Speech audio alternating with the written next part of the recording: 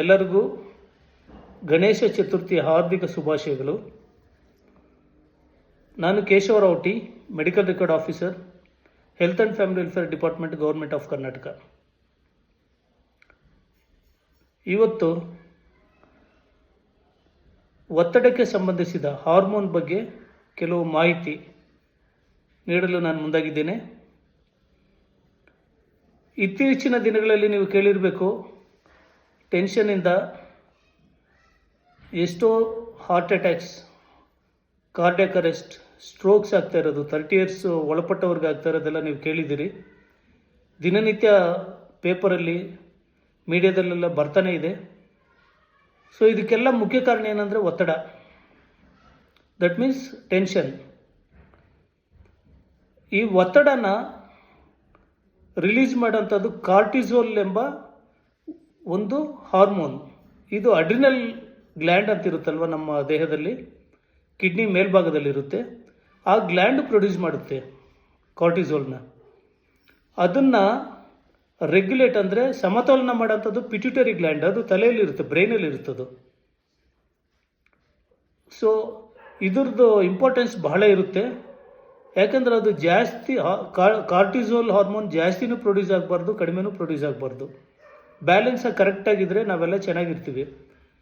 ಇಲ್ಲಾಂದರೆ ಅದರಿಂದ ಬೇರೆ ಬೇರೆ ರೀತಿ ಸಮಸ್ಯೆಗಳು ಉಂಟಾಗುತ್ತೆ. ಆರೋಗ್ಯದ ಸಮಸ್ಯೆ, ಮಾನಸಿಕ ಸಮಸ್ಯೆ ಎಲ್ಲನೂ ಉಂಟಾಗೋ ಚಾನ್ಸಸ್ ಭಾಳ ಇರುತ್ತೆ. ಈಗ ಮೇನ್ ಏನಂದರೆ ಟೆನ್ಷನ್. ಟೆನ್ಷನ್ ಅಂದರೆ ಏನು? ಇತ್ತೀಚಿನ ಟೆಕ್ನಾಲಜಿ ಯುಗದಲ್ಲಿ ಟೆನ್ಷನ್ ಒಂದು ಪಾರ್ಟ್ ಆಫ್ ದ ಲೈಫ್ ಆಗಿದೆ.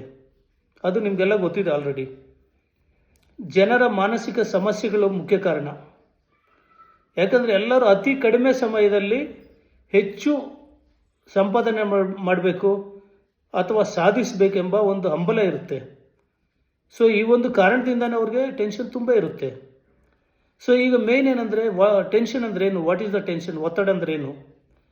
ದಿನನಿತ್ಯ ನಮಗೆ ಎದುರಾಗುವ ಯಾವುದೇ ಸಮಸ್ಯೆಯನ್ನು ಬಗೆಹರಿಸಲು ಸಿದ್ಧರಿದ್ದಾಗ ಅಥವಾ ಸಿದ್ಧರಿಲ್ಲದಿದ್ದಾಗ ಉಂಟಾಗುವ ಸ್ಥಿತಿಯನ್ನು ಟೆನ್ಷನ್ ಅಥವಾ ಕನ್ನಡದಲ್ಲಾದರೆ ಒತ್ತಡ ಅಂತ ಹೇಳ್ಬೋದು ಬೇಕಾದರೆ. ಈ ಟೆನ್ಷನ್ನಿಂದ ಹತಾಶೆ ಆಗೋದು, ಅಯ್ಯೋ ಅದಾಗುತ್ತೋ ಇಲ್ಲ ಅಂತ ಹೇಳ್ಬಿಟ್ಟು ಎದುರ್ಕೊಳ್ಳೋದು, ಅಥವಾ ದುರಾಸೆ ಪಡೋದು, ಉದ್ವೇಗ ಆಗೋದು. ಉದ್ವೇಗ ಅಂದರೆ ಇಮಿಡಿಯೇಟ್ಲಿ ಎಲ್ಲರಿಗೂ ಬೇಕದು. ಅದು ಸಿಕ್ಕಿಲ್ಲ ಅಂದರೆ ಭಾಳ ಫೀಲಿಂಗ್ ತೊಂದರೆ, ಇದು ಸಿಕ್ಕಾಕೊಳ್ಳೋದು. ಮತ್ತು ಮಾನಸಿಕ ಘರ್ಷಣೆ. ಮಾನಸಿಕ ಘರ್ಷಣೆ ಆದರೆ ಎಲ್ಲರನ್ನ ಬೈಯೋದು, ಮನೇಲಿದ್ದವ್ರನ್ನೆಲ್ಲ ಬೈದು ಅವ್ರ ಜೊತೆ ರಿಲೇಷನ್ಶಿಪ್ ಎಲ್ಲ ಕೆಡಿಸ್ಕೊಳ್ಳೋದು, ಇದೆಲ್ಲ ಆಗ್ತಾ ಇರುತ್ತೆ. ಬೇಕು ಅಥವಾ ಬೇಡ ಅಂತ ಹೇಳ್ಬಿಟ್ಟು ಮನಸ್ಸಲ್ಲಿ ಫೀಲಿಂಗ್ಸ್ ಆಗೋದು, ಇದೆಲ್ಲ ಮಾನಸಿಕ ಘರ್ಷಣೆ. ಅದೇ ರೀತಿ ಬೆದರಿಕೆ, ಬೇರೆಯವ್ರು ಯಾರಾದರೂ ಬಂದು ಬೆದರಿಸ್ತಾರೇನೋ, ಇನ್ನೊಂದು ಕಂಡ್ರೆ ಎದುರ್ಕೊಳ್ಳೋದು, ಇದೆಲ್ಲ ಒಂದು ಟೆನ್ಷನಿಂದಾಗಂಥ ಒಂದು ರೀಸನ್. ಅದೇ ರೀತಿ ಈಗ ಬಲವಂತರು, ಸ್ಟ್ರಾಂಗ್ ಪರ್ಸನ್ಸ್ ಇರ್ತಾರೆ, ಅವರು ವೀಕ್ ಪರ್ಸನ್ಸ್ನ ಹೋಗಿ ಬೆದರಿಸೋದು ಅಥವಾ ಅವ್ರ ಕಂಡ್ರೆ ಎದುರ್ಕೊಳ್ಳೋದು, ಇದೆಲ್ಲ ಏನಂದರೆ ಒಂದು ಟೆನ್ಷನ್. ಅದೇ ರೀತಿ ಕಾಳಜಿ, ಒಬ್ಬರ ಮೇಲೆ ತುಂಬ ಕಾಳಜಿ ತಗೊಳ್ಳೋದು ಅಥವಾ ಕಾಳಜಿ ತಗೊಳ್ಳದೇ ಇರೋದು, ಇದೆಲ್ಲನೂ ಒಂದು ಮೆಂಟಲ್ ಟೆನ್ಷನ್ಗೆ ಕಾರಣ ಆಗುತ್ತೆ. ಸೊ ಇದು ಹೇಗೆ ಗೊತ್ತಾಗುತ್ತೆ? ಎಷ್ಟೋ ಜನ ಅಂದ್ಕೊಳ್ತಾರೆ ನಮಗೆ ಟೆನ್ಷನ್ ಇಲ್ಲ ಅಂತ ಹೇಳ್ತಾರೆ. ಬಟ್ ಟೆನ್ಷನ್ ಇದೆ ಇಲ್ಲ ಅಂತ ಗೊತ್ತಾಗೋದು ಹೇಗಂದರೆ, ಈಗ ನೋಡಿ, ಪ್ರತಿಯೊಬ್ಬ ವ್ಯಕ್ತಿ, ಒಂದು ಮನೆ ಕೆಲಸದವರಿಂದ ಹಿಡಿದು ಒಂದು ಕಂಪನಿ ಓನರ್ಸ್ವರೆಗೂ ಎಲ್ಲರಿಗೂ ಟೆನ್ಷನ್ ಇರುತ್ತೆ.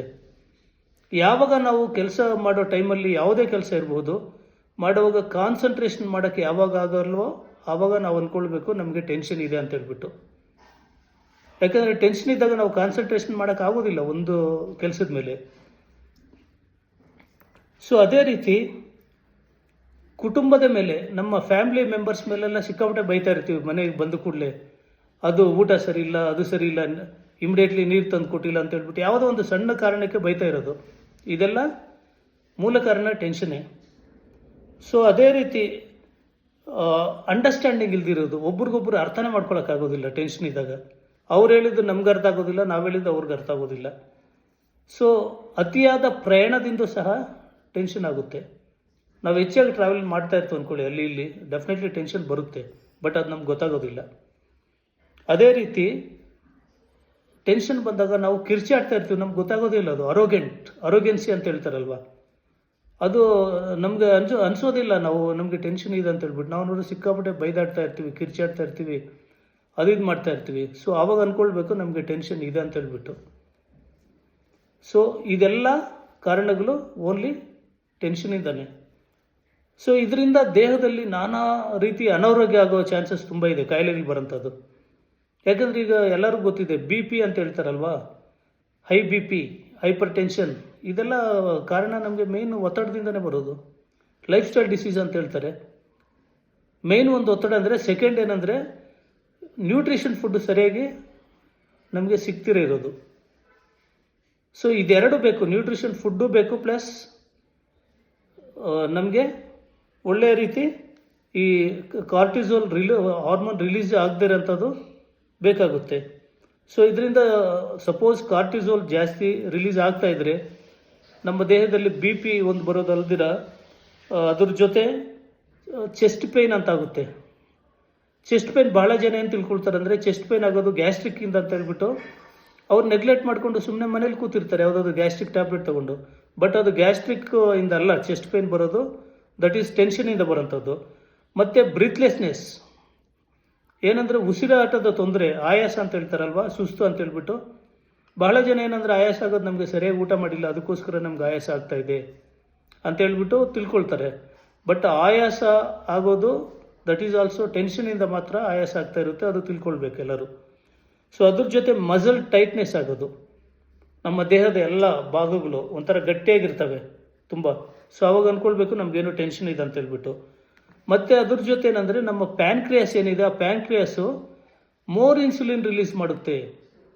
ಜಾಸ್ತಿ ಇನ್ಸುಲಿನ್ ರಿಲೀಸ್ ಮಾಡಿದಾಗ ಬ್ಲಡ್ ಶುಗರ್ ಲೆವೆಲ್ಸ್ ಏರುಪೇರಾಗುತ್ತೆ. ಸೊ ಆವಾಗ ತಾನಾಗೆ ಕಾಯಿಲೆಗಳು ಬರೋದು ನ್ಯಾಚುರಲ್ ಅದಲ್ವಾ.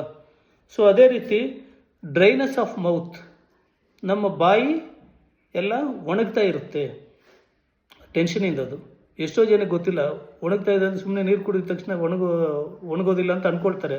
ಬಟ್ ಟೆನ್ಷನ್ ಇದ್ದವ್ರಿಗೆ ಬಾಯಾರಿಕೆ ಆಗ್ತಾನೇ ಇರುತ್ತೆ. ನೆಕ್ಸ್ಟು ಬಾಡಿ ಪೇಯ್ನ್ಸ್, ಎಲ್ಲ ನಮ್ಮ ಬಾಡಿ ಪಾರ್ಟ್ಸ್ ಎಲ್ಲನೂ ಪೇಯ್ನ್ ಆಗ್ತಾ ಇರುತ್ತೆ, ಆವಾಗ ಅಂದ್ಕೊಳ್ಬೇಕು ನಿಮಗೆ ಟೆನ್ಷನ್ ಇದೆ ಅಂತ ಹೇಳ್ಬಿಟ್ಟು. ಅದೇ ರೀತಿ ಹೆಡ್ಏಕ್, ತಲೆನೋವಾಗೋದು. ಮತ್ತು ಇನ್ನೊಂದು ಮುಖ್ಯವಾಗಿ ಅಂದರೆ ಕಾನ್ಸ್ಟಿಪೇಷನ್, ಮೋಷನ್ ಸರಿಯಾಗಿ ಮಾಡೋಕ್ಕಾಗೋದಿಲ್ಲ ಅವ್ರಿಗೆ, ಅದು ಆವಾಗ ತಿಳ್ಕೊಳ್ಬೇಕು ನೀವು ನಿಮಗೆ ಟೆನ್ಷನ್ ಆಗಿದೆ ಅಂತ ಹೇಳ್ಬಿಟ್ಟು ಗೊತ್ತಾಗಬೇಕು, ಅಟ್ಲೀಸ್ಟ್ ಐಡೆಂಟಿಫೈ ಮಾಡ್ಕೊಳ್ಬೇಕು. ಅದ್ರ ಜೊತೆ ಸ್ವೆಟ್ಟಿಂಗ್, ಯಾರಿಗೆ ಸೆಕೆ ಜಾಸ್ತಿ ಬರ್ತಾ ಇರುತ್ತೆ ಅವ್ರಿಗೆ ಡೆಫಿನೆಟ್ಲಿ ಟೆನ್ಷನ್ ಇದ್ದೇ ಇರುತ್ತೆ. ಸೊ ಇದೆಲ್ಲ ಕಾರಣಗಳು ಬರೋದು ಓನ್ಲಿ ಫಾರ್ ಕಾರ್ಟಿಸೋಲ್ ಹಾರ್ಮೋನ್ ಜಾಸ್ತಿ ರಿಲೀಸ್ ಆಗೋದ್ರಿಂದ. ಸೊ ಅದನ್ನು ನೀವು ಕಂಟ್ರೋಲ್ ಮಾಡ್ಕೊಳ್ಬೇಕಾದ್ರೆ ಯಾವ ಥರ ಮಾಡ್ಕೊಳ್ಬೇಕಂದ್ರೆ, ಮೆಡಿಟೇಷನ್ ಮಾಡಬೇಕಾಗುತ್ತೆ. ಕನಿಷ್ಠ ಪಕ್ಷ ದಿನಕ್ಕೊಂದು 15 ನಿಮಿಷ, ಬೆಳಗ್ಗೆ ಅಥವಾ ಸಂಜೆ ಯಾವ ಟೈಮಲ್ಲಾದರೂ ಪರವಾಗಿಲ್ಲ, ಒಂದು 15 ಮಿನಿಟ್ಸ್ ಮೆಡಿಟೇಷನ್ ಮಾಡಿ.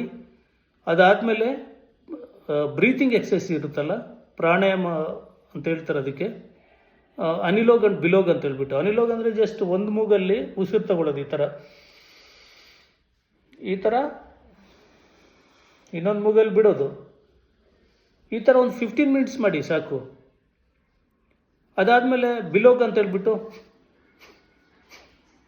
ಈ ಥರ ಉಸಿರು ಆಚೆ ಹಾಕೋದು, ಈ ಥರ ಒಂದು 15 ನಿಮಿಷ ಮಾಡಿ. ಈ ಥರ ಮಾಡೋದ್ರಿಂದ ನಿಮಗೆ ಎಷ್ಟೋ ಕಂಟ್ರೋಲ್ ಆಗುತ್ತೆ ಬಾಡಿಯಲ್ಲಿ ಎಲ್ಲನೂ. ಮತ್ತು ಇದು ಕಾರ್ಟಿಸೋಲ್ ಹಾರ್ಮೋನ್ ರಿಲೀಸ್ ಆಗೋದು ಸ್ವಲ್ಪ ಕಡಿಮೆ ಆಗುತ್ತೆ, ಅವಾಗೆಲ್ಲ ನಾರ್ಮಲ್ ಬರುತ್ತೆ. ಸೊ ಅದು ತಪ್ಪದೆ ಎಲ್ಲರೂ ಮಾಡಿದ್ರೆ ತುಂಬ ಆರೋಗ್ಯಕರವಾಗಿರ್ಬೋದು, ಮತ್ತು ಅವ್ರ ಜೀವನ ಶೈಲಿನೂ ತುಂಬ ಚೆನ್ನಾಗಿರುತ್ತೆ. ಅದ್ರ ಜೊತೆ ಗುಡ್ ನ್ಯೂಟ್ರಿಷನ್ ಫುಡ್ ತೊಗೊಂಡ್ರೆ ಹ್ಯಾಪಿಯಾಗಿ ಲೈಫ್ ಲೀಡ್ ಮಾಡ್ಬೋದು. ಯಾಕಂದರೆ ನಾವು ಇರೋದು ಲೈಫ್ ಈಸ್ ವೆರಿ ಶಾರ್ಟ್. ಆ ಟೈಮಲ್ಲಿ ನಾವು ಹೆಲ್ತ್ ಈಸ್ ವೆಲ್ತ್ ಅಂತ ಹೇಳ್ತಾರಲ್ವ, ನಾವು ಹೆಲ್ತನ್ನ ಚೆನ್ನಾಗಿ ಕಾಪಾಡ್ಕೊಳ್ಬೇಕು. ಸೊ ಇದೇ ರೀತಿ ನೆಕ್ಸ್ಟ್ ಹ್ಯಾಪಿ ಹಾರ್ಮೋನ್ಸ್ ಅಂತ ಹೇಳ್ಬಿಟ್ಟು ಡೋಪಮೈನ್ ಅಂತಿರುತ್ತೆ, ಅದ್ರ ಬಗ್ಗೆ ನಾನು ನೆಕ್ಸ್ಟ್ ಇನ್ನೊಂದು ನಮಗೆ ಟೈಮ್ ಸಿಕ್ಕಿದಾಗ ನಾನು ಡೆಫಿನೆಟ್ಲಿ ಮಾಹಿತಿ ಕೊಡ್ತೀನಿ. ಸೊ ಈ ವಿಷಯ, ಈ ಇನ್ಫಾರ್ಮೇಷನ್ ಎಲ್ಲ ನಿಮಗೆ ಏನಾದರೂ ಇಷ್ಟ ಅನಿಸಿದರೆ ದಯವಿಟ್ಟು ಲೈಕ್ ಮಾಡಿ, ಶೇರ್ ಮಾಡಿ, ಸಬ್ಸ್ಕ್ರೈಬ್ ಮಾಡಿ. ಬೇರೆ ನಮ್ಮ ಸ್ನೇಹಿತರಿಗೆಲ್ಲರಿಗೂ ಅಟ್ಲೀಸ್ಟ್ ಗೊತ್ತಾಗುತ್ತೆ. ನಮಸ್ಕಾರ.